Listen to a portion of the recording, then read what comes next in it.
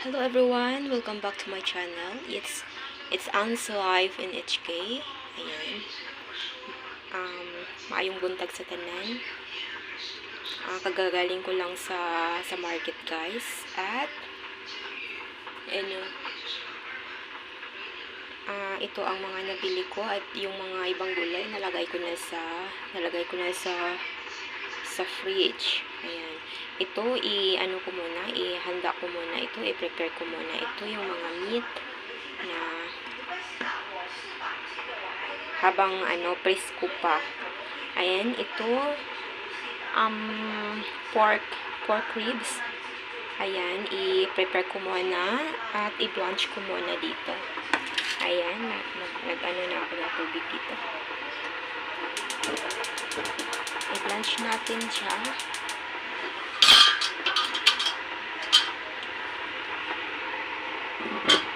I-blanch natin at atin lulutuin mamaya.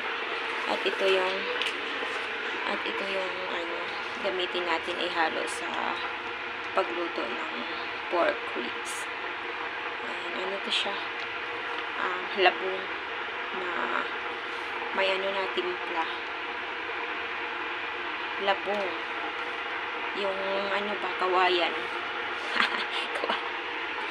Ayan, yan ang ihalo natin mamaya sa pork. Zombie apocalypse.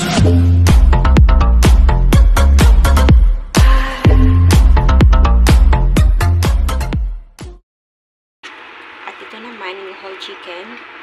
Kailangan nating i-marinate yung half. Half lang ang ating i-marinate para bukas. Tapos, ito naman, yung half ay for the next time, hindi natin siya i-marinate. Ilagay lang natin sa freezer. Ayan. Itong klaseng manok, guys, is medyo mamahalin kasi ayaw ni madam na pumili ng yung mura. Kaya, yung mga talaga.